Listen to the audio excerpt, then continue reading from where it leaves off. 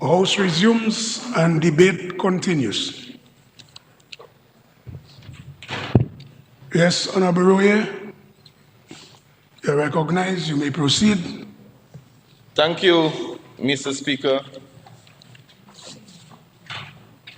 Mr. Speaker, I rise tonight with a deep sense of pride and optimism, Mr. Speaker, to lend my full support to the 2025-2026 national budget, which was so ably presented by the Minister for Finance. I wish to commend him for his articulate, comprehensive, and forward-looking presentation that reflects the government's unwavering commitment, Mr. Speaker, to sustainable development, economic resilience, and the upliftment of our people, Mr. Speaker. This year's budget, Mr. Speaker, is both progressive and strategic, placing strong emphasis on some key sectors, including the one I'm humbly able to manage, which is agriculture, tourism, and of course the housing sector, Mr. Speaker. But Mr. Speaker, before I continue, please permit me to say hello to the people of the Cottage constituency. I must do that. People from Lago, which is made up of Cotton Hill, Grange, Dela Wazin, Tatan, Savambai, Gillett, Monalway, Tukuri, Cottage, Toto, Mopo, Kokoye, Clifton, Yard, and Capuchin, Mr. Speaker. These people, Mr. Speaker, has been very supportive. They praying for the PALREP, and I must add, very patient constituents, Mr. Speaker. So I just want to thank them once again for the support and love as I work with them as the PALREP for the next few years, Mr. Speaker. Mr. Speaker, being the Minister for Agriculture, Fisheries, Blue and Green Economy, I must say I'm very happy tonight. Because what was presented, Mr. Speaker, we can say that's a farmer's budget. That's a farmer's budget. I mean, when it's good, say it good. I cannot be a hypocrite. That's a farmer's budget. And just leaving here yesterday afternoon and going around, I met a few farmers. I got a few calls, and they are happy. They say, Minister, I know the Labour Party always look for us, but this year, it could not have been better, Mr. Speaker. So I want to thank the Minister for Finance. I want to thank the Prime Minister and all the architects and my cabinet colleagues of that budget. A big thank you on behalf of the farmers of Dominica, Mr. Speaker. Mr. Speaker, but we are on a mission to transform the agricultural sector, and that is proven in what was articulated by Dr. McIntyre in the budget. So we are in transition in doing that. And that could only be possible because of the money spent and the investment made by this government in the sector since Hurricane Maria, Mr. Speaker. So far, we spent over $170 million, Mr. Speaker, post-Hurricane Maria, to inject in the sector, first for recovery, second for expansion of agriculture, Mr. Speaker. And what it did, it helped us increase our contribution to GDP. We're speaking about in 2018, after Hurricane Maria, we're about 11% contribution to GDP. Now, we in 2024, 2025, we are 17%, Mr. Speaker. And I must qualify that's the highest in CARICOM, Mr. Speaker. So when people are saying what we are doing for agriculture, it's the stats says differently. We had 17, and our close neighbors country like St. Lucia, St. Vincent, Grenada, they are 4%, 5%, and 7% respectively, Mr. Speaker. So that is just evidence of the level of investment we have put in the sector and the impact it has been having on the sector, Mr. Speaker. Mr. Speaker, we are in most persons now, even my good friend, Honorable Charles, speaking about food security. But nobody in the region takes the issue of food security like this government, Mr. Speaker.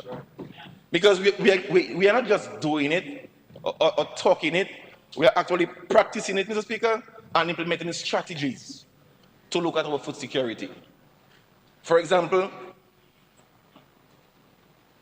that being not an issue for Dominica only, the food security issue is a regional issue, and I must say a global issue as well. The food import bill in the region, Mr. Speaker, is $6 billion.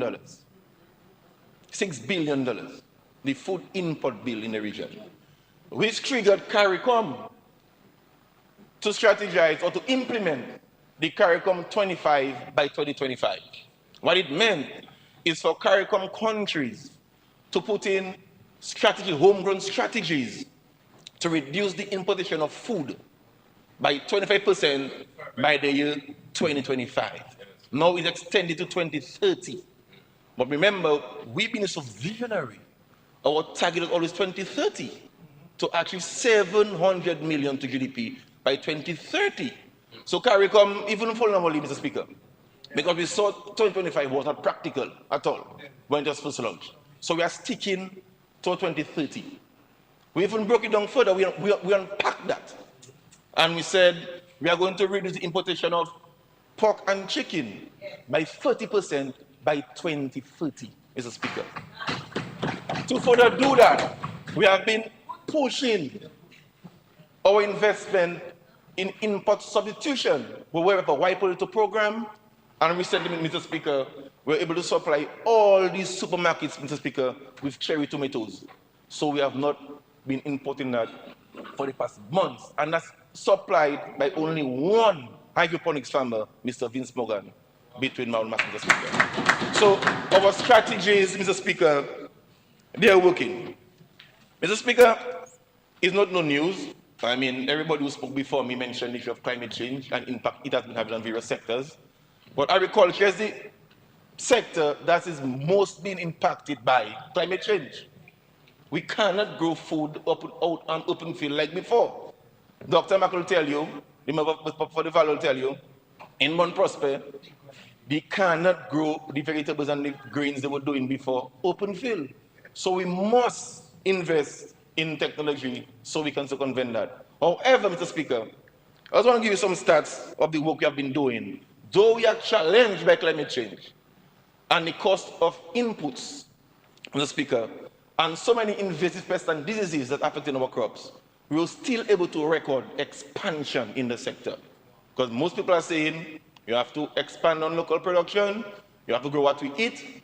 Our strategies are bearing fruits, and we are seeing increase in expansion of local production. So it's not news. So they don't lecture us because we do that already.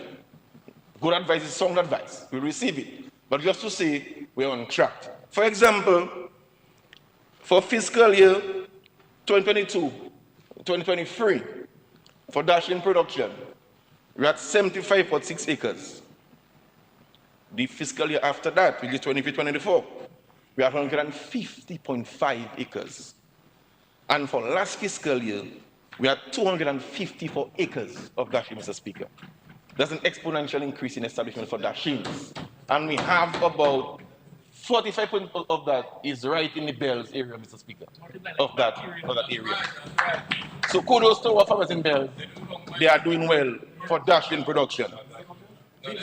Ginger, Mr. Speaker, in 2022, 2023, we had 14 acres of ginger established. It increased by about 2 acres in 23-24, and last fiscal year, we had around 26 acres, Mr. Speaker. For sweet potatoes, for 2023-2024, we had 38.5 acres of sweet potatoes. And you'll realize I'm sticking to the root crops for now, because these are our resilient crops. They're underground, so we have a special strategy for root crops, which I'll speak to a bit later. And last fiscal year, we have 168 acres of sweet potato, Mr. Speaker.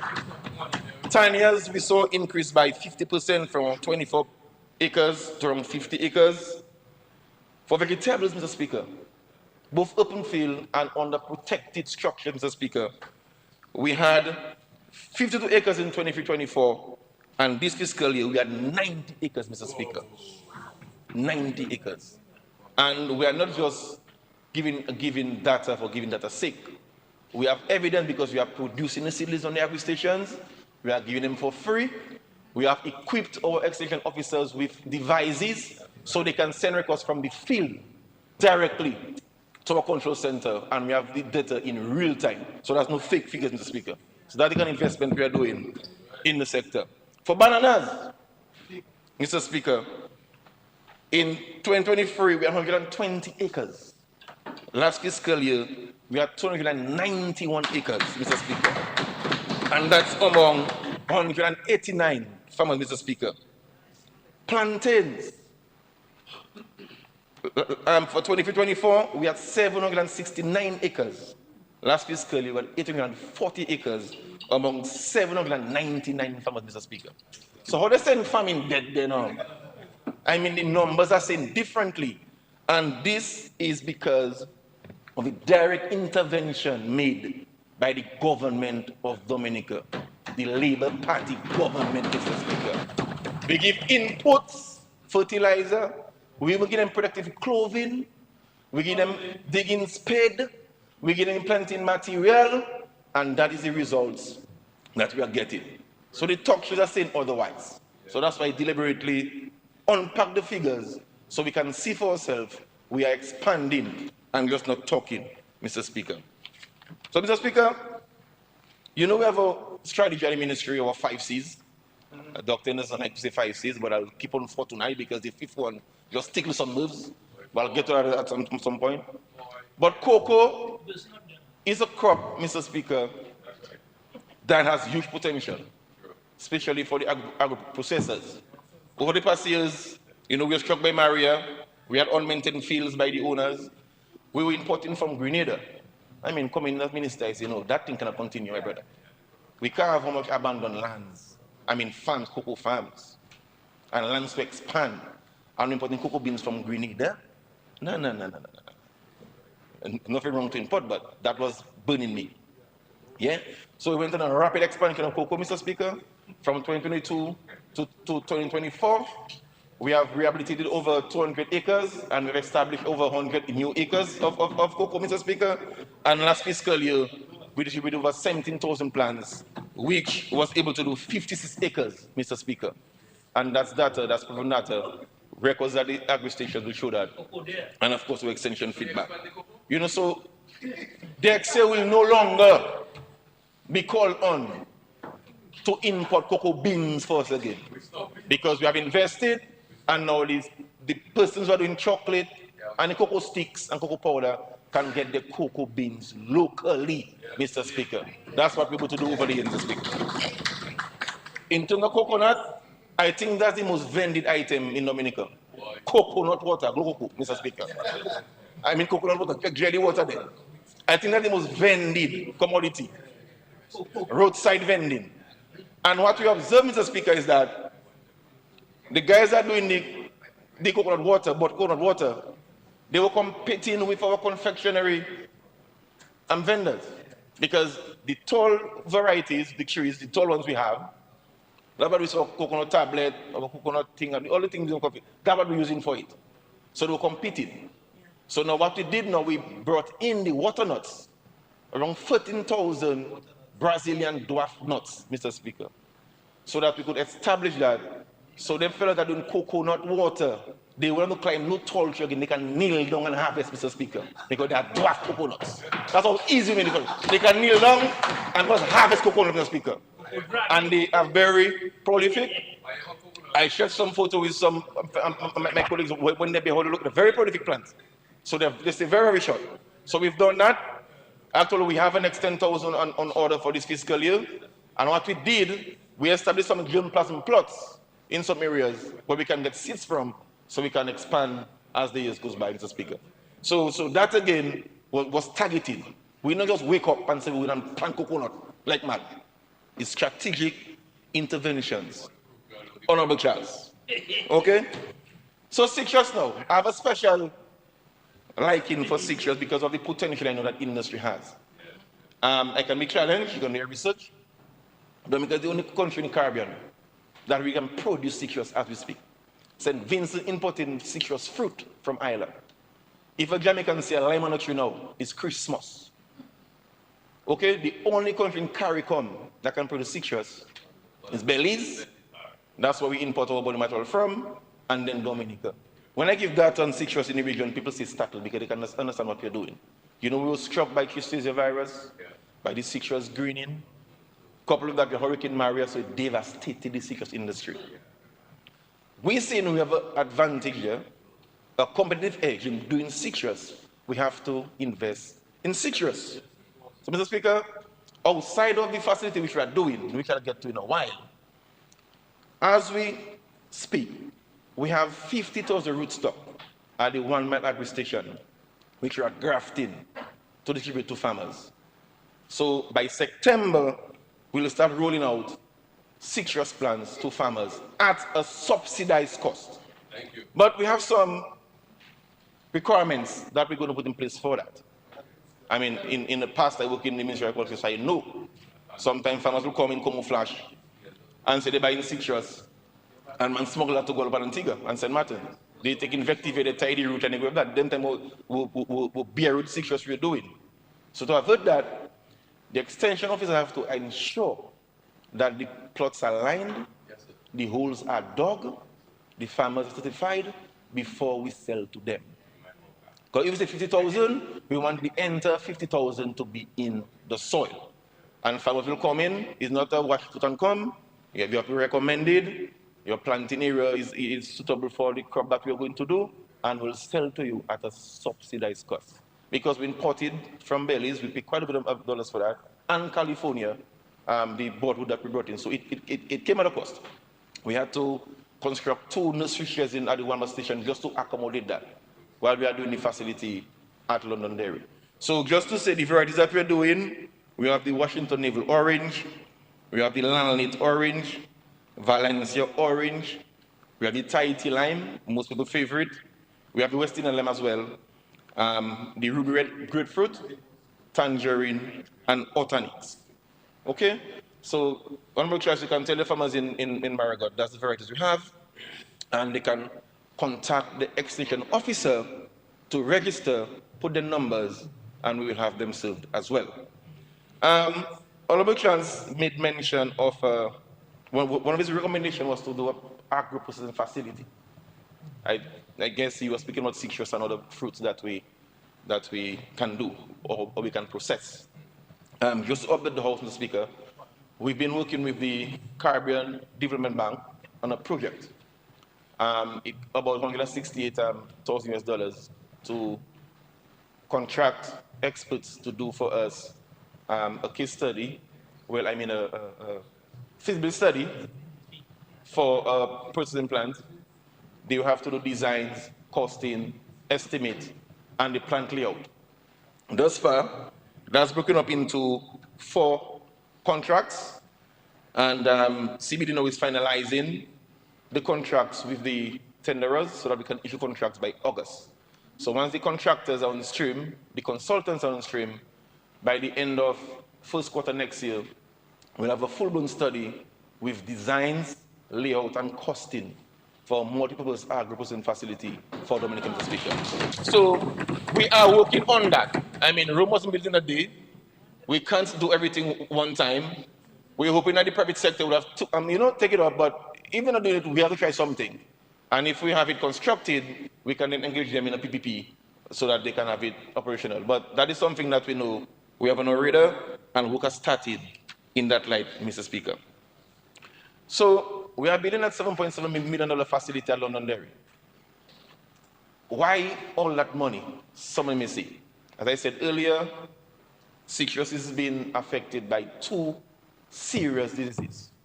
There is the Wangong-Ling, we call it the greening disease, and the Cristacea virus. It's knocking up plots. You don't have no treatment for that. You cannot spray it and cure it. Once it hits your field, it's dead. So one of the measures for that, we have to provide the farmers with clean planting material. So the facility now is to ensure that whatever we produce in the facility goes out to the field clean. Of course, you have to have your post-facility treatment to make sure it remains clean. And you spoke about research as well earlier. So just doing that program, which is highly certified, it's already the beginning of research. So I like your recommendation, but that is what we are doing when we do the facility, is research we are doing to make sure what we send out is certified planting material under controlled conditions.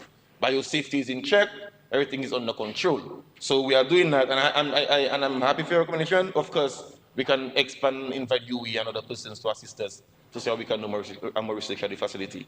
But we are working on that, and we're spending $7.7 million, my brother, just for citrus in Londonderry. That's plenty money. So the farmers have to appreciate the kind of investment that we are doing to ensure that the citrus subsector remains alive and they are provided with clean planting material. So that's the message you need to bring to Marigold for me tonight. The level of investment and the reason why we are making that investment. Mr. Speaker, coffee. That's a multi-million-dollar crop. I think coffee is the most consumed beverage globally. I can stand to be corrected, but I think the last data showed that. Yes, am I right on that, right? Coffee. So for coffee, we have established a germplasm plot in Warner with 4 Arabica varieties, top-class coffee. I've been on the field in Costa Rica myself. I know the varieties, top class. So now we're waiting for it now to bear, harvest the seeds, and then we're going to produce planting material from that. So what we're doing now is waiting for the crop. As we get the crop, harvest the seeds, have them dried, prepared, and then plant coffee so we can provide, coffee plants so we can provide for farmers in time to come. Because the other sector, we envisage that we need to expand by about 500 acres. So we'll take it by strides, by phases. Every year we'll see our numbers, but that's our intention, to provide enough coffee planting material and quality coffee material. Quality because we know what is consumed on the global market, so we must plant that variety in order for us to get the proper price and sale that we're looking for, Mr. Speaker. The final thing, Mr. Speaker, is medicinal cannabis. And before I even go further on this, I won't be long before I see people start dancing in front of me. I must commend the guys at the ministry, Dr. Kazimi, Midian Barak, Alisa Trotter, Director Ken Stevenson, and PS, of course. You know, for the work in really pushing the medicinal cannabis program forward in quick time. In quick time, Mr. Speaker. In March, Cabinet approved the National Advisory Committee, which is being headed by Dr. Daru, who is very passionate about that. And they are supported by about, I think it's eight subcommittees. So it's not a thing that the ministry will have a set of Rasta fellas pushing cannabis. No, that is not true. Because I hear in the comments too, you know what I'm saying? That is science-driven and data-driven. And what we see in that industry as an alternative source of revenue for our farmers. We need to diversify the income stream, Mr. Speaker. So we're not going to stay locked in a box when all the other countries ahead of us and playing part wholly. And we know there are opportunities within that sector we can take advantage of. I mean, that hypocrisy has to stop. We're in 2025. And we need everybody on board with us for it to be successful. We're not talking about legalization and free up weed. No, that's not the case. We're talking about industry that be well regulated, Mr. Speaker, and license provided for persons to go into it. So we have around 8 subcommittees, Mr. Speaker. One on medicinal and medicinal use, one on recreational and therapeutic use, one for legal and regulatory framework, one for industry and commerce, one for religious and ceremonial use, one for agronomy and agriculture, one for social and public health impacts, and a last committee for information and communication, Mr. Speaker. So when they meet, they make a recommendation to the authority, and then they will put a report together, Mr. Speaker, which will be forwarded to the Attorney General's chambers for review, and in the best conscience and wisdom, they will give us a bill that is foolproof and one that is in time, and one that is in the best interest of our conventional farmers, and of course, one that will promote an industry that's regulated so farmers can invest and make something substantial. So it's not a Vicky thing. I really want to say it again. To persons who have the impression that man can just plant weed, that's not the case. is a regulated industry from seed to the shelf, Mr. Speaker, with full traceability. For example, if you have a greenhouse in Pocassi planting your cannabis, every plant will have a code, and you can trace that plant from your greenhouse to the shelf where it's being sold. So it's not that is high science, Mr. Speaker.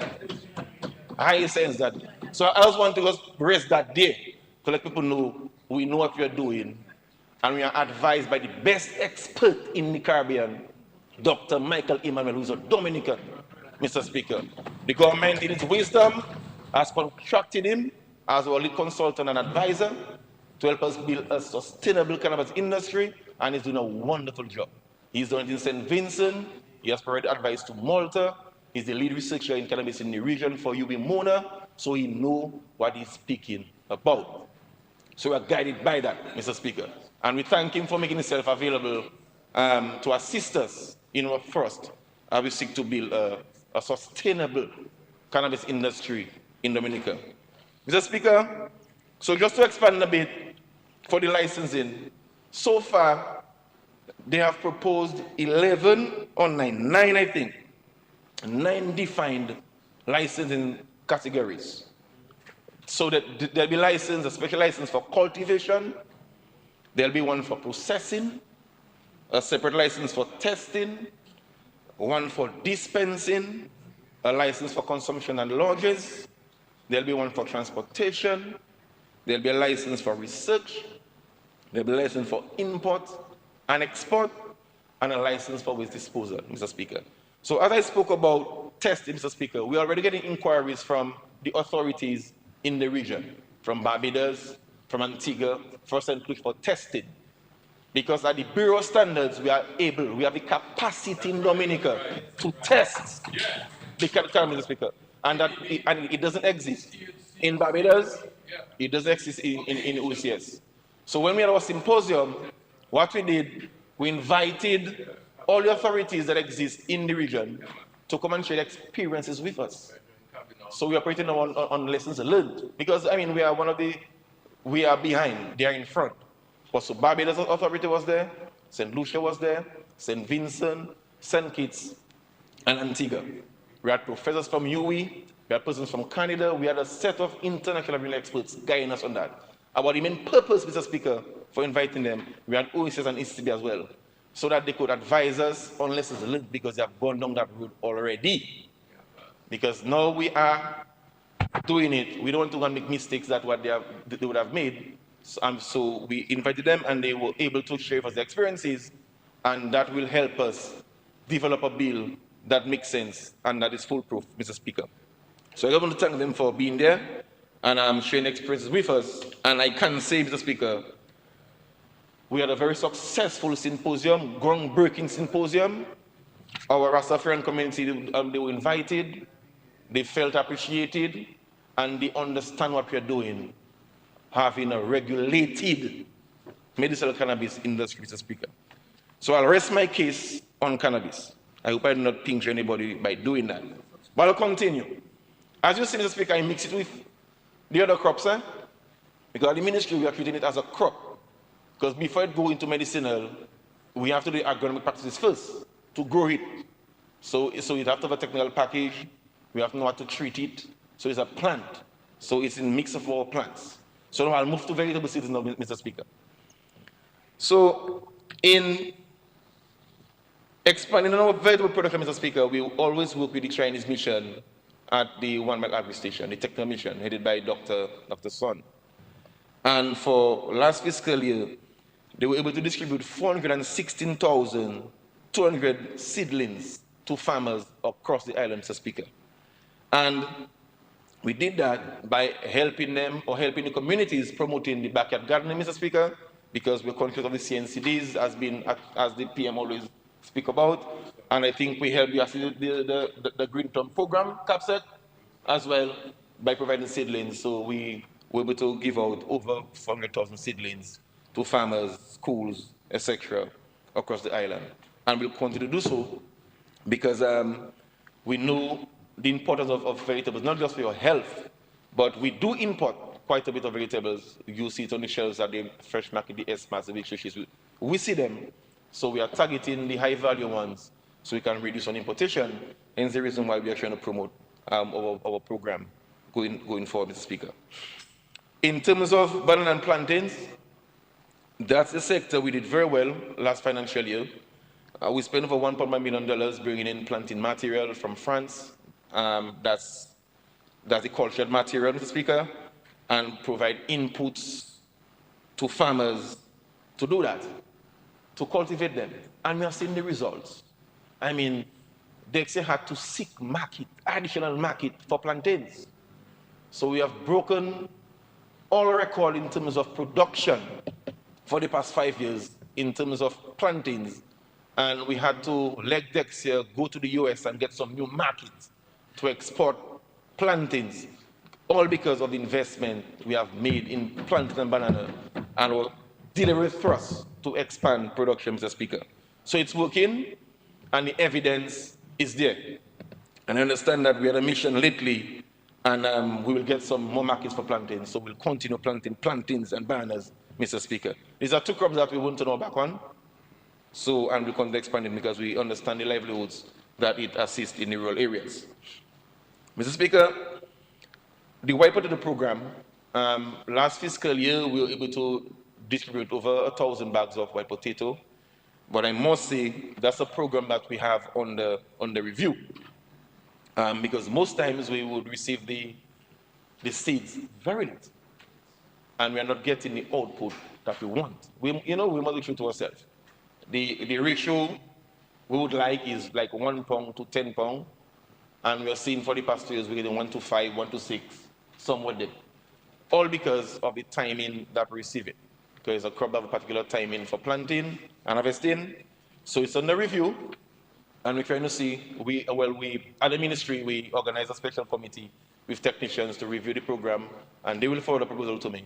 But we're going to see how we can at least provide ourselves with planting material for our lab at Portsmouth, see if we can bring in varieties, off-season varieties from Latin America, and also see how we can secure seeds from harvest for an expanding season from the elite seeds that we would have procured for planting. So we have a strategy we're working towards, but it's something that needs some massage and some technical thought. So I'm waiting a report from the technicians to see how we can have a better white potato season, at least this year coming there, because the challenges we are faced, we need to address them. And for me, 1 to 5 is not what we're looking for. 1 to 8, 1 to 10 is that's the kind of mark we're looking for. So we must visit it, and we're doing some work in that, Mr. Speaker. Mr. Speaker, so I mentioned culture a while ago, just to say, last year, we spent a year, last financial year, finalizing the protocols for some key commodities, because it's not just open the lab and start doing mass production. Every crop have a particular protocol it must follow to do mass propagation. So Trevor Douglas and the team at the lab, they would have to make sure the solvents are correct, the media is okay, do the testing around them, see how they're producing, see how they're keeping up and all that. So we did that, and we were successful in doing that for bananas, plantain, pineapples, sweet potatoes, white potatoes, sweet cassava, vanilla, and dasheen, Mr. Speaker. And we have even done trial plots for dasheen. And I need to share a text with Mr. Speaker. I mean, I must share that because when I talk, I like evidence. So while I was sitting here, I got a text from a staff member at the ministry. And she said, "Hi, Minister, I left a green garbage bag on my desk for you. It has dasheen in it. Trevor Douglas brought it. He said it's from a tissue culture plants for you to sample." So we've even harvested, Mr. Speaker. So there's live evidence. So we have even, the protocol is so advanced. We done a trial plot on the station and we're harvesting. So tomorrow I'll have some tissue culture fried dasheen for breakfast. And I'll give my reviews of that to Dr. Henderson because I know he likes dasheen. So he's from the you are planting that, Dr. Henderson? Very good. But it's culture special. You know, no. So that's the evidence, Mr. Speaker, that the lab is producing and we're already harvesting crops from the lab's production, Mr. Speaker. Just to mention that, Mr. Speaker. So now, this fiscal year, we are moving into the commercialization stage now. So we have done the testing, We have the protocols correct, so now it's for mass production. And to assist us, who's headed by Dr. Nadia Paquette and Salem, has supported us by providing us with a technician from St. Vincent who has years of experience in doing mass propagation of bananas and plantain. So he'll be here next month to spend 2 weeks with us at the lab so he can walk through the process with Trevor Douglas and his staff so we can get it right. We don't make no mistakes. We believe in persons that have expertise and we like our training. So somebody have done it before is coming to show us how to do it. And again, I would like to thank Dr. Paquette for supporting us on that program, Mr. Speaker. In terms of livestock, I mentioned earlier what target is to reduce the importation of chicken and pork by 30% by 2030. But that calls for investment. So we have been supporting our farmers, that is the chicken farmers, the pork farmers, small ruminants, with infrastructure. And we have spent, Mr. Speaker, $7.9 million just buying material and paying for labor to construct pens, Mr. Speaker, for the farmers. That was like a pure grant program. So far, we were able to complete 81 pens. That include 71 piggery. So with a total capacity of 1,000 pigs, 33 boiler and layer pens that can hold over 17,000 birds, 25 pens for sheep and goats that can hold over 220 small ruminants. We also provided small ruminants, that is sheep and goat farmers with fencing material. Over 120 farmers were supported with that. And of course, we are still in building rabbit pens, and we assisted our beekeepers, 15 beekeepers with beehive, Mr. Speaker. But that is not in isolation. So we are doing the infrastructure to grow the birds and the pigs.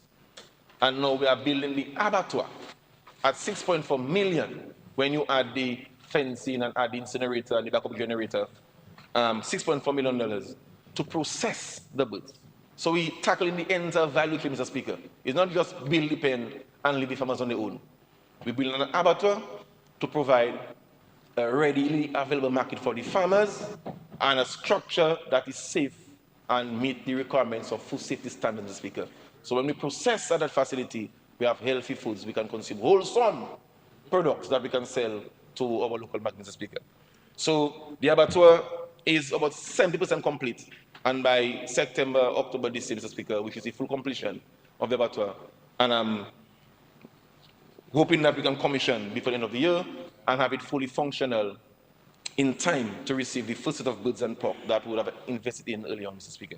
So work in progress, and we're doing well in that. In addition to that, Mr. Speaker, what we have identified in the value chain for livestock is the cost of feed. The cost of feed, the cost of production for livestock, 70% of that is just the cost of feed. We have been experiencing shortages in times of sea swells. I mean, until they made a poster with me and how much goat and pig and thing running behind me because they say it's me not bringing the boat, but you know it's private sector that bringing in the feed. So we are invested in a feed mill in order to ease up that pressure in times of shortages. But the feed mill is not to do the conventional feed that we know.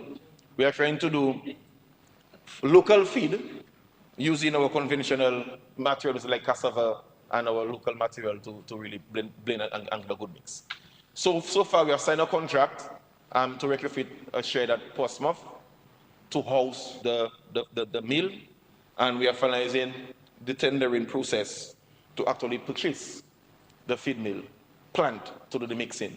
And I'm hoping to enter in a PPP, public-private partnership with somebody to actually operate and run that facility. But at least the government will have step in and put in the infrastructure there for operation. So that's a critical link in the value chain in terms of livestock production, which we have addressed, and I think government must be coming for that, for the foresight in making that critical investment, Mr. Speaker.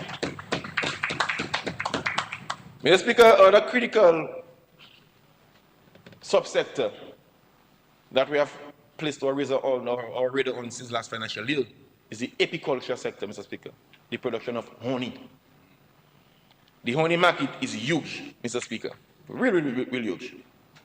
And we were able to make some investments. We were able to purchase all the material to build a queen bee rearing facility at Londonderry on our station. Because in meeting with the beekeepers, we consult with them. The issue was the production of the queen bee to assist in the production of honey. So we're going to do that so we can provide them with queen bees. And we are targeted to increase the number of hives island-wide by 90%. We are about 700 hives now, and we are going to construct over 580-something hives to give to the farmers, Mr. Speaker, to expand honey production. So far, we have purchased all the material. No, we have signed contracts. Yes, right. We have signed contracts for all the material. They'll be on island soon.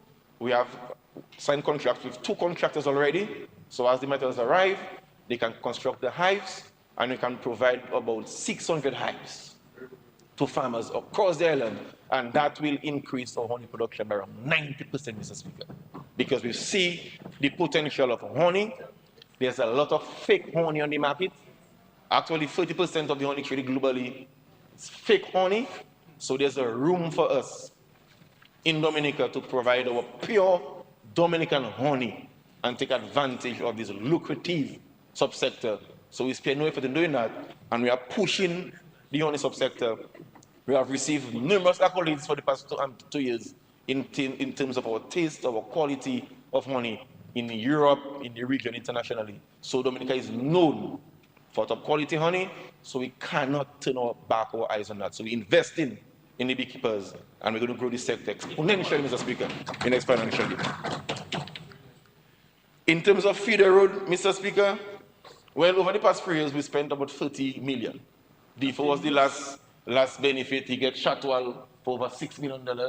Now it's being used as a bypass because we're doing the Granby Road. So it's in dual use now. And last financial year, last budget, when it was presented, we made mention of Captain Bruce, we made mention of Dalfonsi, the Station Road, the Kaum Road. But so far, we have signed the contracts for Captain Bruce for sure. We have signed contract for section of Kaum, and we have also signed contract for Niba Atli, Mr. Speaker. And the others like Dalfonsi and the Station Road, the contract will be signed somewhere mid-August. So although Honorable Charles, we were not able to actually start construction, but the investment is secured. The tendering process took some time, but the contract is signed. I think it's easy as the contractor, right? You met with him, you went on the field, and you mustn't be hypocrite, you know, Mr. Charles, because you did side visit with them people. You was the engineer. You meet the contractor, and you come in and still talking about you don't know the road coming. Dr. Max said that the contract was signed in his budget address. You see somebody this morning and say the road coming, my brother? Okay, ready to sign. Okay? I know your families, you have some land there too, so you have special interest in that area as well. You're right, exactly. So it is signed, and we'll see construction commencing very soon on that. And of course, our farmers in the Kaum area as well. The contractor already has mobilized. He's doing some of the footing for the retaining wall offsite. Actually, we attempted the Kaum end via the Meru Cuba Road. And we had a failure, so we could not go in and do more work. So we have to do a wall first for us to enter, because to access that end for Salisbury will be way too long with the trucks. So the contractor is building the footing offsite. He'll come in, do the wall, and then we'll move in and do some works there. But Feeder Road is on the radar. We see the value of proper farm access to the farmers, not just for they getting there easier and faster, but of course so we can pull out our produce without having any mechanical damage.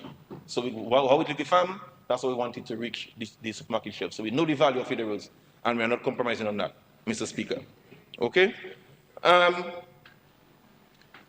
One of the hot topic one, Mr. Speaker, was farm labor last budget. And even recently, when Cabinet, I must thank my colleagues for approving the farm labor policy, Mr. Speaker. Everybody had issues, even myself as a farmer, cannot get adequate quality farm labor to assist us in producing. With all our targets that we have set, if we don't have the hands to do it, it's not making sense. So Cabinet took a deliberate decision to approve a policy, but it's not just a policy to bring in migrant labor, it's a policy that have other components which we must pay attention to as well. I know the hot one is if migrant labor, we get a lot of requests, but thus far, we're able to assist some farmers in approving visas through the Ministry of National Security to bring in farm labor, properly vetted.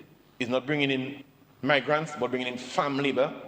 They have a proper agreement to sign with the Ministry of National Security, but just to reiterate, if you are a solid commercial farmer, minimum 5 acres of land fully cultivated, you express interest to the Ministry of Agriculture saying that you need a farm labor. We would then send our extension officers to verify that you have that land and the establishment is on the ground and you're in need of farm labor. We would have that recommendation. Then our ministry writes to the Ministry of National Security recommending farmer A for 2 or 3 farm labor, and it's still left to the discretion of the Ministry of National Security to provide the visas for the farm labor to come in. Okay? And remember, I said farm labor, I said migrant. I did not say Haitian, I said migrant. So you can bring in Indians, you can bring in Filipinos, you can bring in DR, you can bring from anywhere. But it's migrant labor we're encouraging, but you have to meet certain requirements. It's not a wash your foot and come. We're looking at commercial production. And a component, Mr. Speaker, of that policy is mechanization. So that is where, Mr. Speaker, I want to really thank the government of the People's Republic of China, Mr. Speaker, for providing us with 10 mini tractors, 2 large tractors, and 20 rototillers, Mr. Speaker, to assist us in meeting the needs of the farmers. So mechanization was one of the pillars of our strategy. And we have gotten the equipment. We are going to reestablish our agricultural engineering unit. We will manage them to ensure that they are deployed properly, deployed for the persons who really need them, and not to just a friend, to ensure that they are maintained, not just when they're broken, but prevent the maintenance so they can last, and to make sure they're recorded and they last us for a while.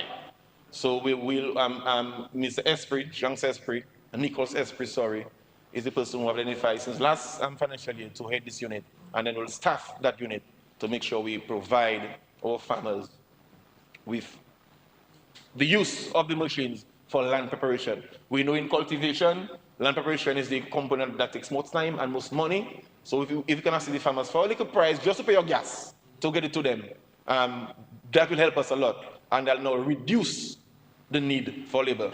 In addition to that, we're also blessed to receive an excavator, which we'll use to do our maintenance of the roads. Mr. Henderson asked for it for MOOP already. I told him yes, it's fine. Yeah, but yes, it will go to the maintenance of our farm access road, make sure the greens are cleared, and spread the tariff road and compact, make sure everything is under control. So again, we want to thank our friends from the People's Republic of China for that gift, costing over $1.1 million, Mr. Speaker. Thank you very much, Ambassador Chu. So, Mr. Speaker, as I move on, Mr. Speaker, to this financial year, I'm so excited for the incentive package Dr. McIntyre blessed us with at the ministry, the rebate program. And this afternoon, for some reason, myself and Honorable Defoe, we're going to have lunch. And on the radio, on a particular radio station, I heard a particular gentleman, and I'm certain that gentleman was one of the architects of Honorable Charles' response to the budget. And I can recall, as I know before, but as the Honorable Charles said, thanks for the incentive package, you like the rebate, it is a good thing. But the same person who I think assisted Charles in putting his presentation together is saying there's no incentive for agriculture in the budget. I say, after all, man, why people lying here like that? I'm certain that they assisted on my Charles, I'm certain. I'm not calling him, I can't even my brother. I'm certain he assisted Mr. Charles, and he on Q95 saying today, there's no incentive for agriculture in the budget. I say, Magwisa. No, man. We can do better than that. You know what I'm saying? However, so, I'm going to try, just take some notes for me, please. Take some notes so you can communicate later to your partner. Okay? So we have designed a rebate program, Mr. Speaker, and that's just to incentivize farmers to invest. Because government is doing a lot, and we think it's a point now where farmers have to own up and put something into the industry as well. We have those who are doing it and want to encourage more. And as I want that, Mr. Speaker, I want to commend the public officers who are farmers. We have a lot of policemen, firemen, teachers, persons working in different government departments that are serious commercial farmers. And they're the ones going to the bank, taking the loan, and investing. Honorable, 10 more minutes. Okay, Mr. Speaker. Just 10 more. Speaker, I move that the Honorable Roland Ray be given additional 10 minutes. Seconder. Mr. Speaker, Yes, it has been moved and seconded that the Honorable Roy be given an additional 10 minutes. Those in favor? Aye. Those against? Honorable Roy, you are given an additional 10 minutes. Thank you, Mr. Speaker. I really appreciate that. So we have a rebate program, as Dr. Mack presented. So persons who are interested in doing 5,000 birds minimum broilers for housing, infrastructure, and even stock and feed, you can get back 40% of that cost, but a maximum of 20,000, Mr. Speaker. For a person doing greenhouses, those that are protected, fully enclosed, to include hydroponics, you can get back 50% of the cost, to a maximum of $20,000. Those doing the partially protected greenhouses, the normal greenhouse style, the tunnel type, you can also get 50% cost back up to $9,000. And of course, we focus on the C's, our citrus, cocoa, coffee, where we can get 50% of the cost back if you cultivate a new plot or if you rehabilitate your plot, up to $2,000 or $1,500 respectively, Mr. Speaker. So that's to incentivize farmers, to encourage them to go back into the soil. You have abandoned plots, let's rehabilitate. You increase in planting coffee, cocoa, citrus, we can give you back half of the cost if you have it planted. So I mean, Mr. Speaker, it cannot get better than that, Mr. Speaker. Not many countries offer that to their farmers. So I just want to urge the farmers that we have a program for you. Come in at the ministry, see us, and we'll walk you through the process of how you can benefit from that program, Mr. Speaker. Okay? So, Mr. Speaker, just to give some quick statistics there, for the poultry, we're looking at 20 poultry units, about 5,000 square feet, with a capacity of up to 100,000 birds in total. That, with 4 production cycles a year, a farmer can make $585,000, Mr. Speaker, in 1 year from that unit. If we look at our citrus, our cocoa, and our coffee, you have a full plant matured between 5 to 7 years full bearing capacity. For the citrus, you can make over 15 million pounds, which will generate approximately $22.7 million, Mr. Speaker. That's for the total acreage that we want to establish. And similar for the cocoa, you can make up to 4.2 million for the targeted acreage, and for the coffee as well, Mr. Speaker. So we did the maths, we see the output, we know it can contribute to the economy, so that's why we're offering that to the farmers to invest, and of course you'll be guided by the Ministry of Agriculture, Mr. Speaker. Mr. Speaker, another component that's very close to my heart is the root crop subsector. Over the years, we have been challenged, Mr. Speaker, in really expanding the root crops as we would like, particularly the white yams, because of the yam rust that we have. So critical root crops that we focus on mainly, traditionally, will be the yams, the dashing, sweet potato, tanyas. But each of them have a disease that impacting or affecting production. So as I said, the white yams, we have the yam rust, the sweet potatoes, we have the sweet potato borer, the tanya, the yellow wooden disease, wine low, and the dashing, of course, we have the mosaic virus. So that's challenging production, Mr. Speaker. So what we're planning to do is to, somewhere in September, to have a two-day seminar with the farmers, technicians. We'll invite ICA, FAO, UE, who's kind of key partners, Mr. Speaker, to sit down, to assist the ministry in developing a strategic plan for the revitalization of the root crop subsector, Mr. Speaker. We're taking it very seriously because root crop is one of our resilient crops. When hurricane blow, it's on the ground, it can stay, it can last, it's got a long shelf life, and of course, it has a huge export potential for root crops, for our traditional hucksters, and for next year. So we don't want it to slip away from us. We are going to arrest that, Mr. Speaker, in September. If we can do it for cannabis, we can do it for root crop. We're going to have a two-day symposium, bringing the expert, bringing our farmers, and come up with a plan for the revitalization of the root crop subsector, Mr. Speaker. So that's our plan going forward, Mr. Speaker.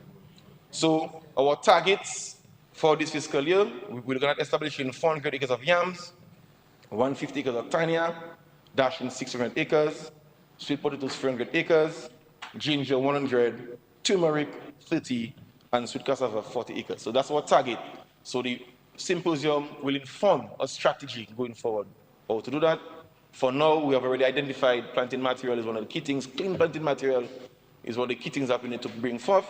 Of course, we have our lab that can assist us, and of course, we lower conventional things like mini setting and other to provide clean planting material to farmers so we can meet those targets, Mr. Speaker. We'll continue our banana plantains. We gave out quite a bit of plants last year. So now we have the F2 generation, and the science shows that the F2 yield about 50% more than the F1s. So we're expecting even a greater bumper crop next season, Honorable Minister for Trade. So we need to get some markets for them, and we'll continue pushing the expansion, as I said, of plantains and dashing. One thing we have to introduce for the plantains, Mr. Speaker, seeing that we are now in the US market, we need to step up our game in terms of standards and quality. So we're going to step up on our black scotch control program and introduce sleeving to the plantains so we can have a cleaner fruit for export. So we'll focus with the farmers who are producing for the US market to make sure that we have no quality issues, Mr. Speaker. Okay, so that's our plan going forward. In terms of livestock expansion, like last year, we said that we're going to target 50 pork farmers that can provide a 6 breeding units so we can have enough pork to supply our abattoir.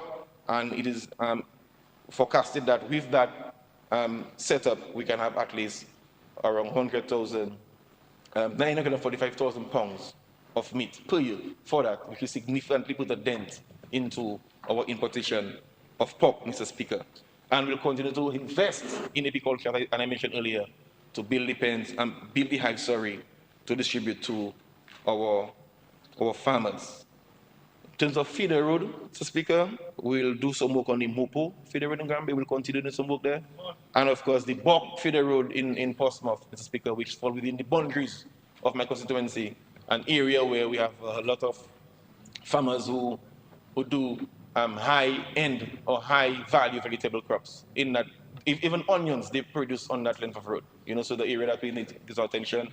The road is deplorable, and we're looking to see how fast we can do that intervention to make it easier for farmers to access. Another one, Mr. Speaker, that's very close to my heart. It looks like everything is close to my heart tonight. But this one is the agro-insurance, Mr. Speaker. Agriculture insurance. And I like to quote, Mr. Speaker, from page 13 of the Barrett Address, Mr. Speaker. Permit me to quote the Minister for Finance. And I quote, additionally, considering the current vulnerability of our agricultural sector to natural disasters, a crop insurance scheme will be implemented to protect farmers from catastrophic loss. The scheme will prioritize vulnerable commodities such as plantains, bananas, and other high-risk crops. In the first instance, this initiative would include joint contribution from farmers and government. Mr. Speaker, I think that is very progressive, Mr. Speaker. It's very progressive. And I want to thank the Honorable Prime Minister for ensuring it made it to the budget, Mr. Speaker. I want to thank him for that. I mean, agro-insurance is nothing new to us. In terms of bananas, we have green crop. That's what sustained the banana subsector, Mr. Speaker. In Grenada, last year, April, they invested $500,000, Mr. Speaker. Last year, April. Last year, July, they got struck by burial. COPEF, who is based right here, paid them of $3.9 million within 15 days, Mr. Speaker. In Jamaica recently, Jamaica got paid off by Grace Kennedy for similar issues in claiming on them through a park metric scheme, Mr. Speaker. So why not Dominica? We are the most vulnerable because of our location in the island chain. We cannot wait when we are struck to go and look for monies to help farmers. We need to be proactive. We need to be forward-looking. Let's ensure, and you know, we have something we can go to when we are struck to compensate within record time. That is resilience, Mr. Speaker. How fast you bounce back. And I want to say thank you to the Ministry of Finance and the PM again for putting this there. Currently, I'm the chair of the Agro-insurance subcommittee for the OECS Agricultural Ministers. We saw St. Lucia sign off with Lynch Insurance 2 weeks ago. Grenada is with COPEF, and the other islands are coming through. So it's our turn now. I'm looking forward to seeing that come to fruition in terms of payment by first quarter of next year, before the next hurricane season, Mr. Speaker. Mr. Speaker, the 1 minute. okay. 20 past already? Jesus Christ. Yes, it is 8:48. Okay. You started at I can repeat. 7:48. 7:38. Sorry. So the first thing I got passed. Oh, no, the first 10 minutes. Sorry, apologies. You have an additional 10 minutes now. All right. Sorry, all right. sorry. I'm good. I'm good. I'm good. Yes, after all, man. Yeah, you see, your presentation is interesting. So I'm deep Yes, into yeah, the so it's everybody fast. presentation. Yes. Right. Yeah, you have So- 10 so- plus 1. So I was saying, Mr. Speaker, having said all that, it is evident that, Mr. Speaker, that the transformation of the sector, Mr. Speaker, is no longer a vision. It is a reality in motion, Mr. Speaker. So we're not doing that now. It is happening in real time. So if you summarize what we did at the ministry, we look at the entire value chain, Mr. Speaker. We identify the gaps and we put systems and measures in place to address those gaps, Mr. Speaker. So we have ramped up the production, Mr. Speaker, of tree crops and other planting material, as I've mentioned, making them available to farmers. We have identified key commodities to invest in, Mr. Speaker, to expand our production base. We have modernized our practices through investment in new technology, Mr. Speaker, which I mentioned. We have also identified arable lands, as Honorable Joseph mentioned, to encourage persons to farm, young farmers in particular. We have created better access to farms by investing in feeder roads, Mr. Speaker. We have linked production to market through decks here, Mr. Speaker, which I mentioned it as well. We are investing in critical supporting infrastructure to ensure production is supported, Mr. Speaker. We have also welcomed critical other industries within the sector, Mr. Speaker. I would mention what, but it's clear to know. So farmers can have some other alternative source of income, Mr. Speaker. And we continue to build resilience by securing our investment through an insurance scheme, Mr. Speaker. So we have locked the entire chain from farm to market to make sure that we have a resilient and sustainable agricultural sector, Mr. Speaker. So I want to thank Mr. Speaker, my Permanent Secretary, of course, Mr. Anselm, and the staff of the ministry, my colleague, Honorable Lifo and Honorable Joseph at the ministry, our partners, you cannot not mention them, the People's Republic of China, the government of Cuba, ICA, FAO, WUSC, CARDI, DEXIA, and the World Bank, Mr. Speaker, for all the partnership during the last fiscal year, for having us come through with such a remarkable and impressive report card to report to the people of Dominica, Mr. Speaker. And just before I move quickly to my constituents, Mr. Speaker, I would like to link what we are doing, or just endorse quickly the investments that have been made in tourism. Because I believe every dollar spent in tourism, based on studies done by the World Bank and by ICA and Carbon Tourism Organization, at least 30 to 50 cents is added to the income of a farmer, Mr. Speaker. So I endorse fully every investment made in tourism because more tourists come, more mouths to feed, more food to plant. So we welcome an investment made in tourism, Mr. Speaker. So as I move to my constituency, Mr. Speaker, because remember, I'm a rep first before being a minister, so I must touch them before I leave tonight. I want to thank them again, Mr. Speaker, for their love, their praise, and their support for the past 2.5 years I've been the party for Cultivation, Mr. Speaker. I love working with them, very patient, understanding people, and they have me in their praise, and I thank them for the support. We were able to complete the restaurant at Canapac for the Ministry of Tourism. I'm hopeful that Minister will have a commissioning very soon of the restaurant Canapac. I'm working with the First Division. My colleague, Honorable Frederick, will assist us in doing some maintenance, assign a staff there to assist with the trail maintenance so we can upkeep the park. The Clifton Back Road is complete. Thank you, Honorable Minister.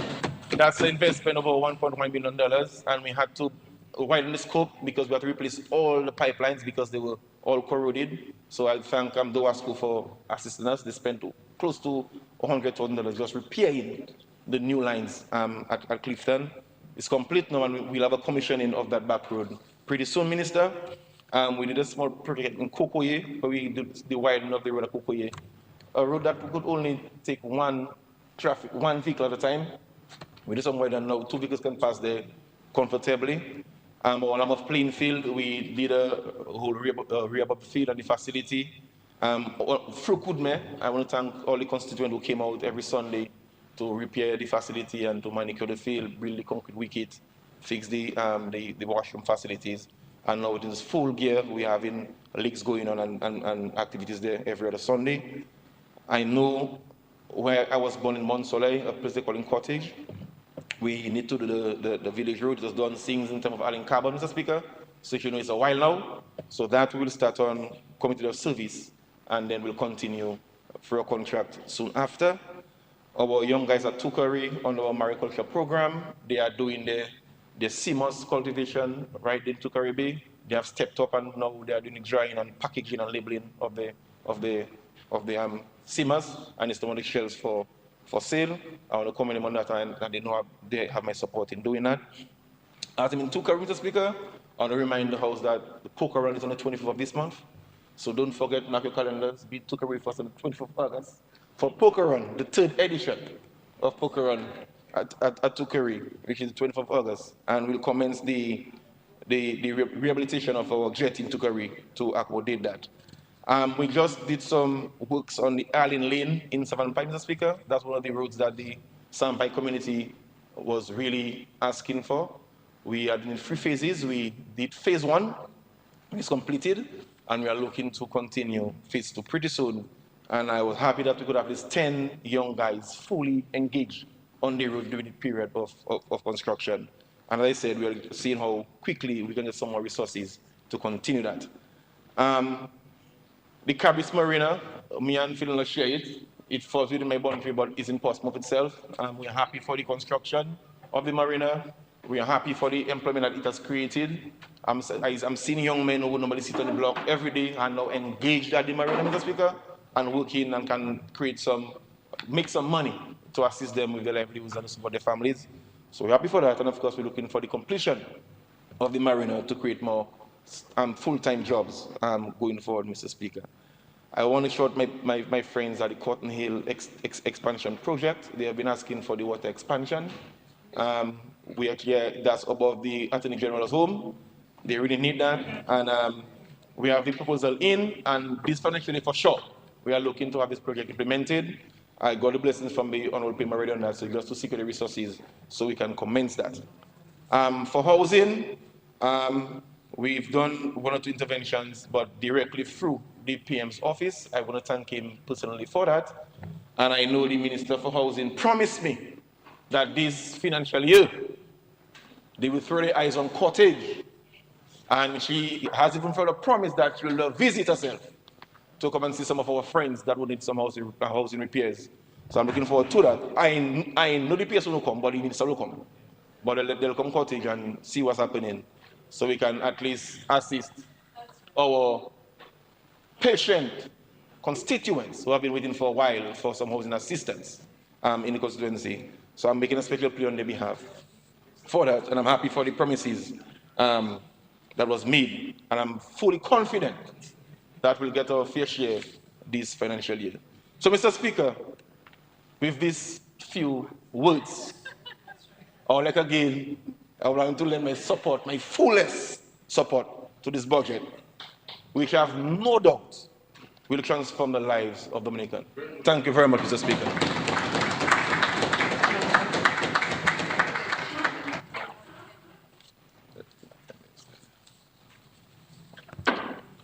Yes, Senator Lockhart, Thank you, Mr. you Speaker. are recognized. You may proceed.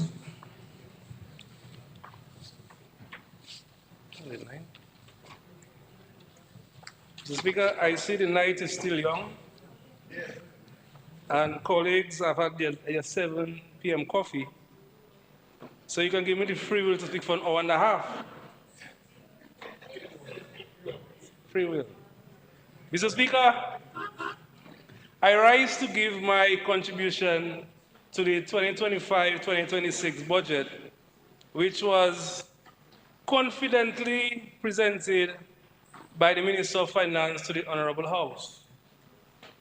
Let me say that I support this budget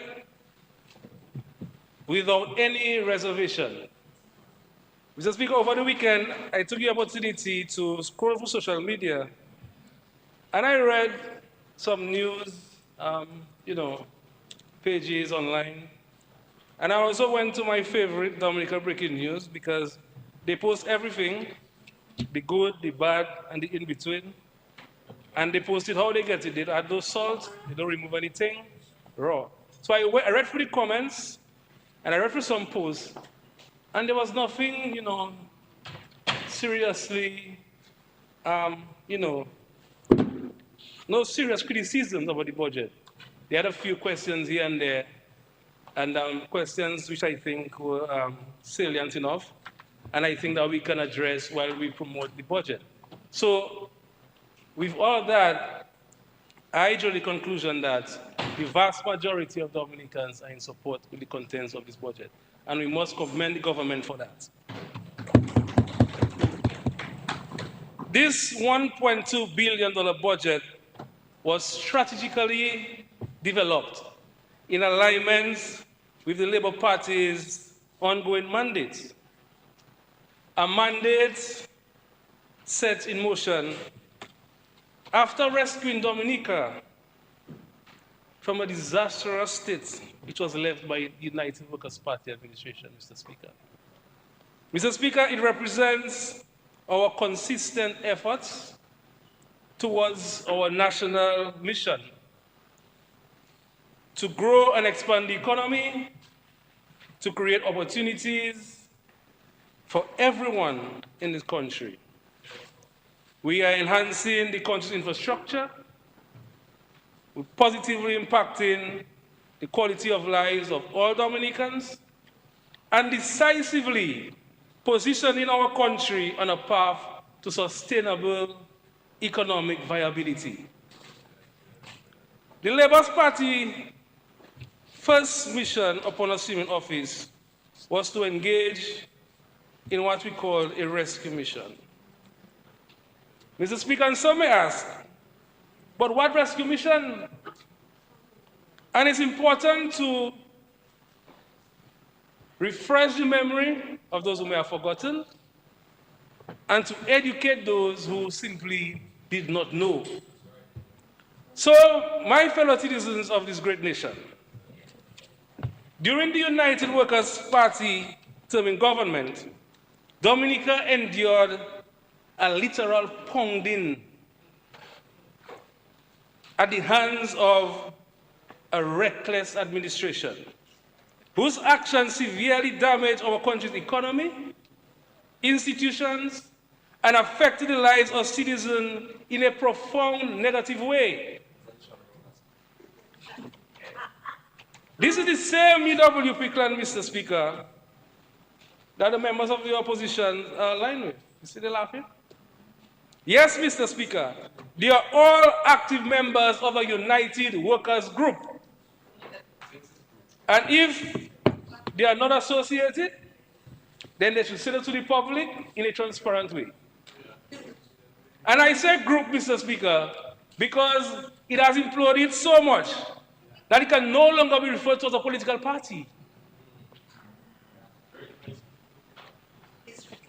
But allow me to present a snapshot of the damage caused by what I can only describe as Hurricane UWP, a Category 6 hurricane. During the period in question, Dominica had a significant poverty problem with huge number of households, and the vast majority of the population was classified as poor. Poor.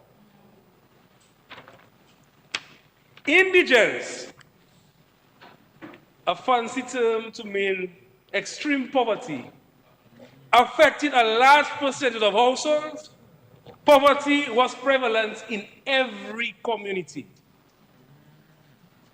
Every community. 9 out of 10 indigenous persons were either poor and again indigent. The level of poverty in Dominica was the highest in the Eastern Caribbean. The highest in the Eastern Caribbean. The country faced very high overall unemployment rates, the highest ever witnessed in this country, and with women experiencing even a higher rate. At the time, Dominica lacked any significant social safety nets. There was no strong social programs, such as old age pensions, unemployment benefits, or health care. The most vulnerable in society was largely left to fend for themselves, an attribute of an uncaring government and party, the UWP. Mr. Speaker, let me share one piece of information again. One report said, the current economic situation in Dominica is uncertain and will inevitably lead to a further deterioration of poverty in the island. And this report was released in 2001. And this was a scientific study capturing what existed in Dominica during the time of UWP.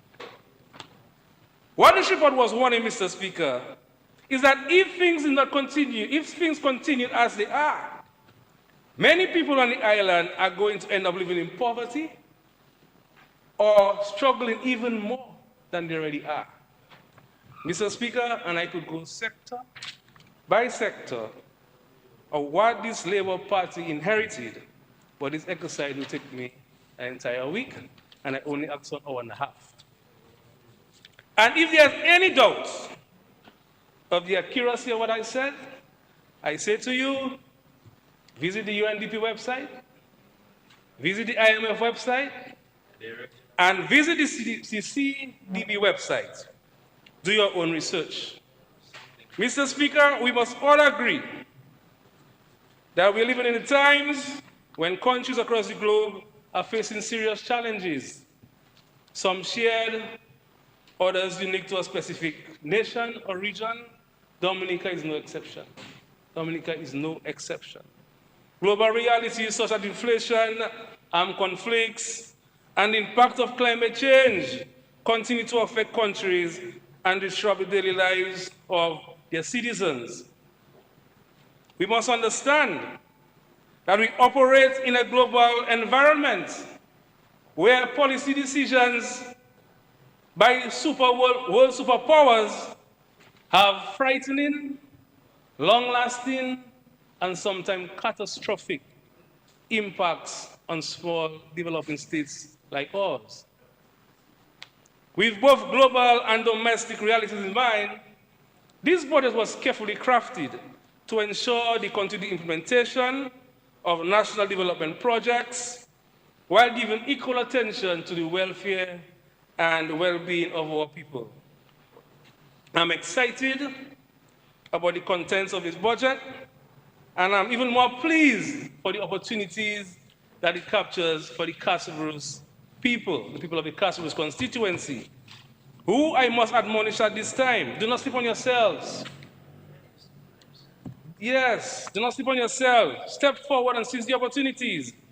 And I say with all honesty and a deep sense of concern, because too many of you have become too far laid back, allowing good and positive opportunities to just pass you by. And it's about, oh, all you man and them people, and you just, give us some, be there, we're ready to help. Remember, time waits for no man. And when the government makes these opportunities available, you must take them seriously. You must come forward and take full advantage of these opportunities. Mr. Speaker, this government has become synonymous with the provision of safe and resilient housing for the people of Dominica. We have demonstrated time and time again through both policy and actions that housing is not a privilege for a few, but a right for all. Our unwavering focus on ensuring that every citizen, regardless of background or income level, has access to secure and dignified living conditions, whether through the construction of new homes, the rehabilitation of existing structures, the provision of loans at very low interest rates, or the development of entire communities, as we have done for displaced residents of Dubic and Pidi Savan, and now for the people of Campbell, as well as Pidi Soufriere, Sansove, and Gurup. This government is in fact reforming the housing landscape in Dominica. Our goal is clear, Mr. Speaker, to relocate families to safer, less vulnerable areas, reducing the exposure of the effects of natural disasters, and improving the overall quality of life. And now, with the introduction of a new initiative proposed in this year's budget, the Opportunity Knocks 2% housing program, another significant new door has opened. And Mr. Speaker, I like that name. OK 2HP, Gen Z language. This $10 million initiative will no doubt allow more Dominicans to build their homes, their own homes, creating warm, secure, and comfortable spaces for their families. Mr. Speaker, this will be an asset that belongs to them. And let us not forget that this is at the lowest rates this country has seen, 2%. And Mr. Speaker, it's only this Labour Party that's taking housing to across the country, widespread housing.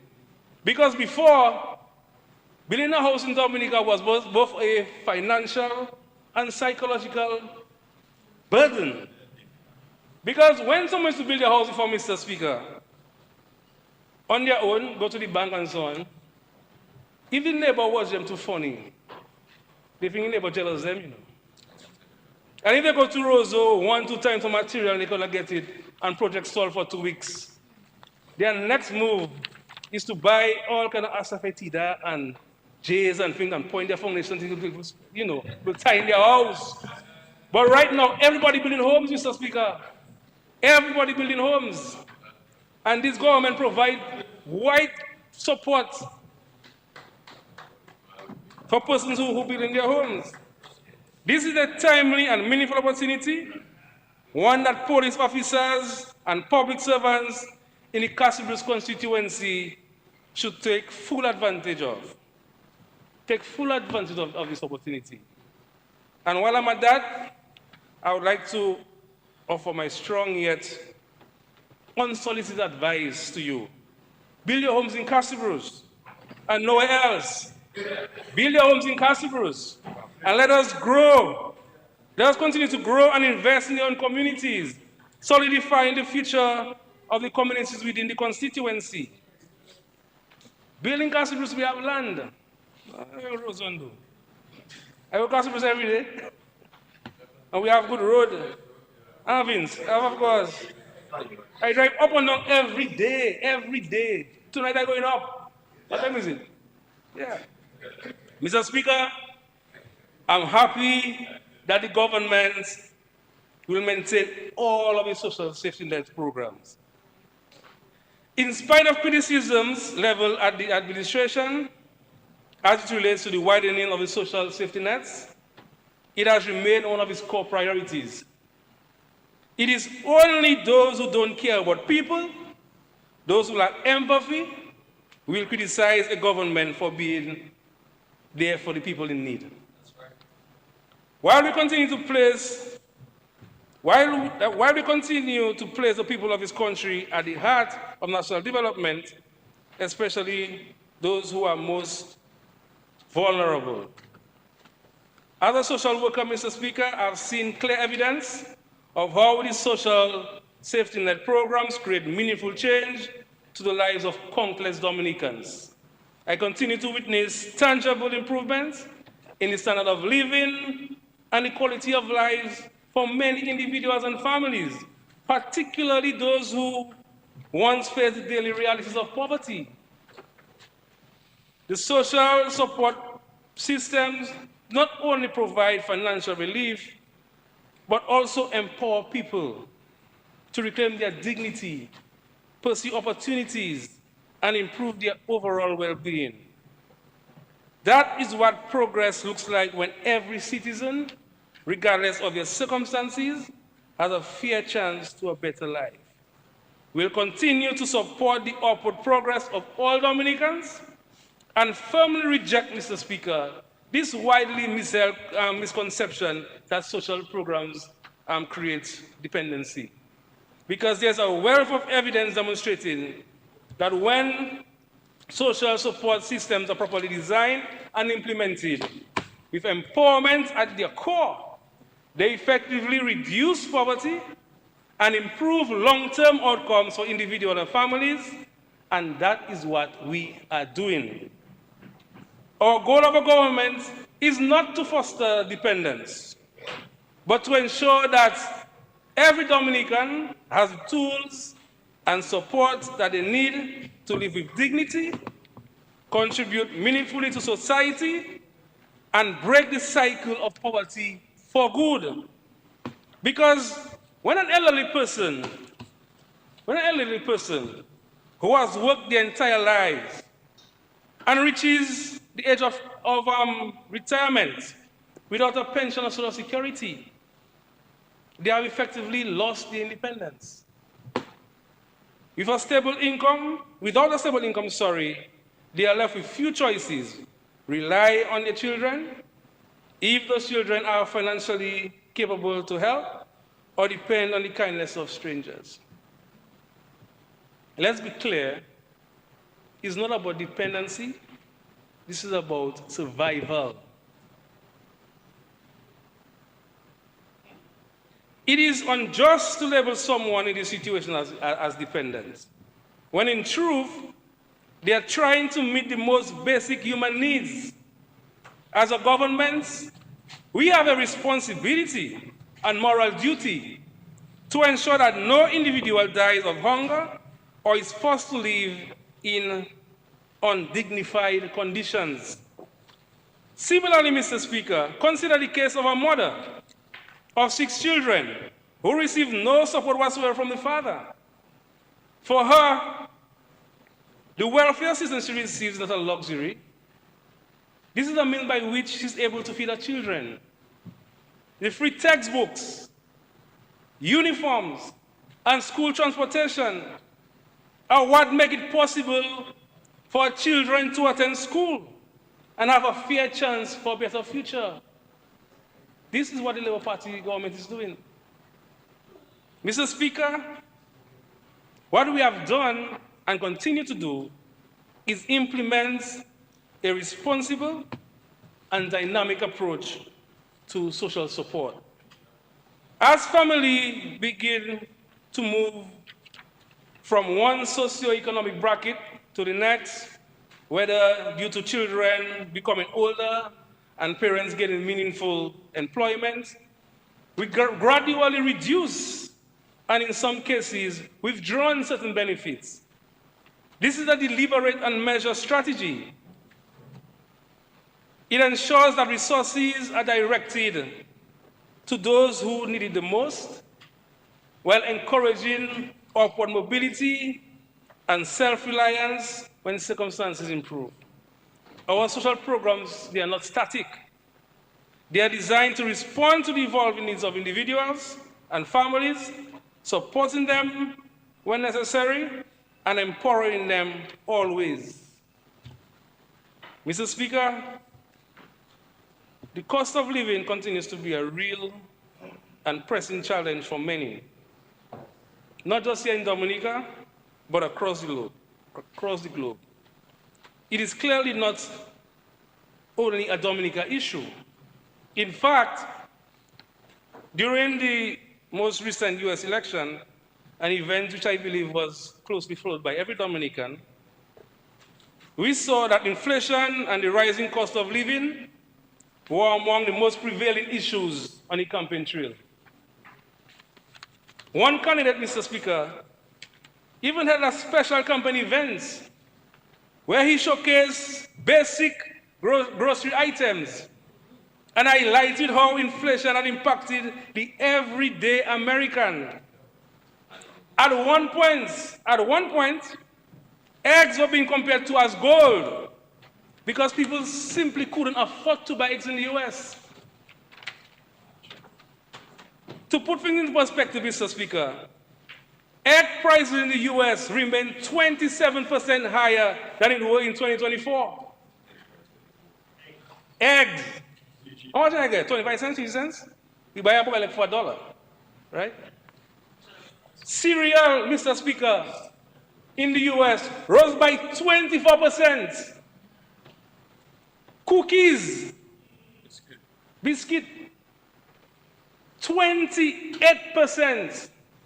Bread rose by 25%. Milk as high as 59% in some states. And the list goes on. In some US states, the total increase in household food bills reached as high as 51%. Mr. Speaker, and we're feeling it here, because why? We get less barrels in Dominica, right? We get less barrels. For your family to make a barrel for you now in the US, they have to come up with 1,000 US, that's 2,700 EC. So it's now easier for them to send you 200 US by MoneyGram than to send you a barrel. Mr. Speaker, during Christmas time, when man used to go and collect barrel from customs, vehicles used to park under the cliff, Vehicles under the cliff. Ports used to stay open on Saturdays and Sundays. When last we drove up to Gasper's Mills and saw a barrel in a van? People don't get barrel anymore. Because the cost of living is affecting everybody across the globe. And in the US as well. Don't ask for a barrel, I don't want a second barrel. I don't mean that. Mr. Speaker, the global crisis in food and living costs continue to contribute to the challenges we experience here at home. And we must be fair and honest enough to admit that these challenges is not a result of the action of the government. In fact, this government has taken decisive and proactive steps to reduce the burden on our citizens in the past. We have removed custom duties and value-added tax on a wide range of essential goods, measures specifically intended to ease the cost of living for every Dominican. And in this current budget, we have gone even further. The list of items, exempted items, has been created to include more necessities because we recognize the urgency of this matter. And the expectation is clear. If these taxes are completely removed, then the prices of these basic goods should reflect that reduction when it reached the supermarket shelves. But alas, alas, alas, Mr. Speaker, this is not always the case. Despite government efforts to bring relief to consumers, we continue to see instances where the benefits of these tax removals are not being fully passed on to our people. They're not being passed on to the people. It seems like every business wants to make some abnormal or supernatural profits. So, Mr. Speaker, for the love of God, I sincerely hope and pray that with the vast expansion of essential items now being exempted from custom duties and VAT, the people of Dominica will begin to see a real adjustment in the cost of food on the shelf. Because this is the intention of this policy, to bring meaningful relief to the people. It's not only fair that the benefits of these removals, it is only fair, that the benefits of these removals be passed on to the consumers. Mr. Speaker, this budget is reaching opportunities for the people of the country and will surely keep Dominica on a steady path of growth and development. And I am particularly optimistic what lies for the people of the Castlebrooks constituency. The completion of the $225 million road project is complete to our end. With that infrastructure now in place, we are in a stronger position more than ever to take full advantage of the opportunities that come to enhance connectivity, whether in agriculture, tourism, small business development, or in general. However, Mr. Speaker, I must be honest. I believe that we are not doing enough to maximize the opportunities on that part of the island. It's no criticism, but consider it a call to action to encourage the people of the Castlebrooks constituency to step up your game, engage more actively to reap the full benefits of the investments that this government has made. Mr. Speaker, I urge the people of the Castlebrooks constituency to seize the opportunity that is present in this budget. We must take advantage of the growing potential of Airbnb and village stay accommodations, especially as our road infrastructure now positions us to attract more visitors seeking an authentic country experience. We must also capitalize on the rebates and incentives being afforded to farmers, which are designed to boost agricultural production and economic benefit to the farmers. For the Dominica Youth Business Trust, young entrepreneurs have access to training and startup support. This is an avenue we must fully embrace to empower our youth in our constituency. Our fishermen, the completion of the landing site in Saint-Sauveur will unlock new potential in the fishing sector, opening doors for improved storage, market access, and increased income. Additionally, the allocation of $2 million at 2% in the aid bank for educational support is another major opportunity. This investment can help more of our young people pursue higher education and skills. Mr. Speaker, I also must express my strong desire to see the start and completion of the basketball hard court and playing field in Castlebrooks during this financial year. Great are you too, bang! And Oscar. Mr. Speaker, I acknowledge and I agree that our sportsmen and sportswomen in the Castlebrooks constituency have been exceptionally patient. And I know people like Murky and Alma, because they're not easy, I'm sure they'll be happy to hear that. The basketballers. And Mr. Speaker, while I was writing on Saturday, a young guy in Casabruz, his name is Ryan Cognet, sent me a WhatsApp saying he wants to have a meeting, talk about volleyball. So Minister of Sports, volleyball. And volleyball is the only sport I play. The only sport I play is volleyball. So now that this young one wants to set up a volleyball team, we will support him, but we need the court. And I have received the assurance that the hard courts will be upgraded this financial year, and we will see some work on the playing field. Mr. Speaker, I want him down. The community of Casabruz prepares to welcome our residents of the diaspora for the Casabruz Family and Friends Reunion. And I too stand ready to warmly to receive all of them. The reunion is scheduled to run from August 10th to 17th. It is a homecoming, time to reconnect and celebrate as a community. And for those sorry who are returning home, to recommit themselves for the continued advancement of the village. I take the opportunity to thank the government of Dominica for its full and unwavering support for making this activity possible.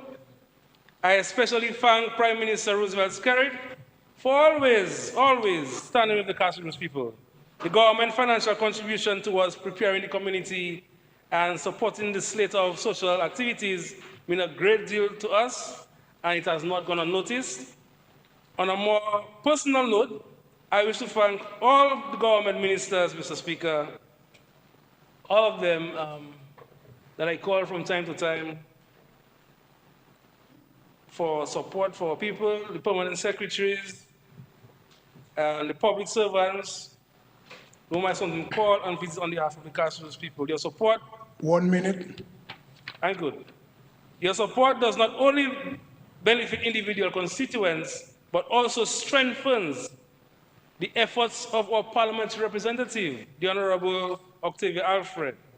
As Minister of Education and parliamentary representative, Honorable Alfred carries a significant load. In that regard, I continue to play my part to support her efforts and, by extension, the work of the government in advancing the lives of the loving and wonderful people of the constituents. In conclusion, Mr. Speaker, this 2025-2026 budget is a clear and thoughtful investment in the lives, dreams, and future of the Dominican people. It shows that your government is listening, responding, and acting with purpose to uplift citizens, cushion the pressures of global realities, and create new paths of opportunity and growth. I am really encouraged by what this budget means for the people of the Casabruz constituency. From infrastructure to agriculture, from education to youth development, from social protection to community life, this budget touches lives. A budget which focuses on the growth sectors of the economy, that focuses on job creation and empowerment. As I continue to support the efforts of the parliamentary representative and this government, I reaffirm my commitment to working even harder to ensure that the policies, programs, and projects of this budget are not only implemented, but truly felt by the people on the ground. Let us take the next step together for the good of our people, with a greater sense of determination 15 seconds. and love of country, as we all strive to build a strong and more resilient Dominica. Thank you, Mr. Speaker.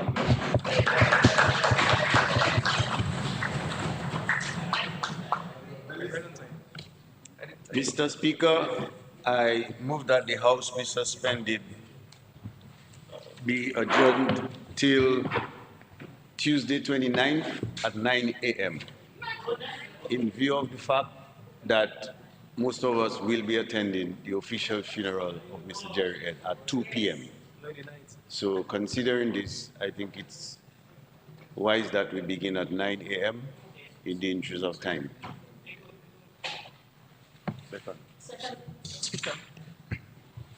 It has been moved and seconded that the House be suspended Adjourned to 9 a.m. Tuesday, 29 July 2025. Those in favor? Those against? The ayes have it. House stands adjourned until 9 a.m. Tuesday, 29th July 2025.